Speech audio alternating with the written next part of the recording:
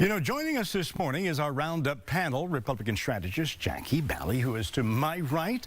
You know, you have Democratic political analyst Dallas Jones. He's on the far end. And then we have Democratic media consultant Mustafa Tameez. They're here to discuss not only our local races, but also that national race. So I have to say congratulations to you, because many folks said you were on the wrong side, and now it seems as though you are on the real right side. Right. We were talking about swing states yesterday, thought about Florida, thought about the Carolinas, but it turned out to be Michigan.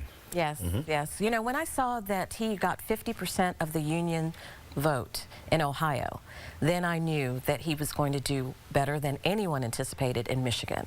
And his message was really resonating with the blue-collar voters, something I said yesterday. They were really disenfranchised with the Democratic Party. Those are people who usually vote with Democrats, but they felt disenfranchised. They felt that their message was not being heard, and that particular sector turned to Donald Trump.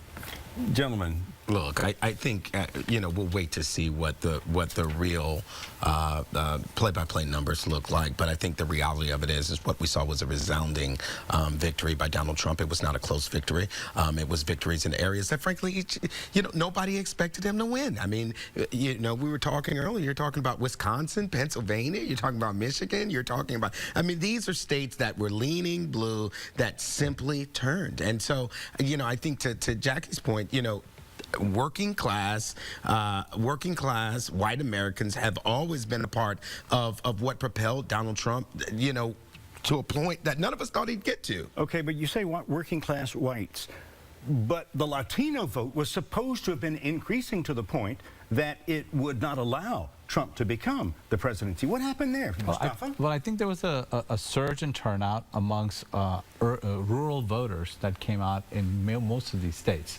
There was a secret Trump vote that they kept on talking about, and nobody caught it on polling. People didn't think that it was serious, that there was that kind of a vote, but it came out, and it came out in record numbers, and it came out on election day, and that propelled Donald Trump. So as we see this, we stay as a divided nation.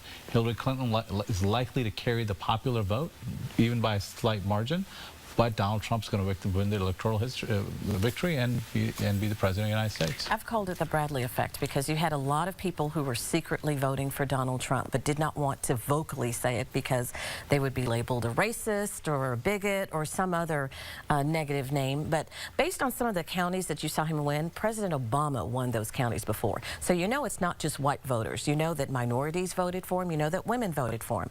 And we're going to see more and more of that as we continue to break down each precinct. Well, we appreciate you being here to give us the day after effect, and we'll be checking back with you in a little bit.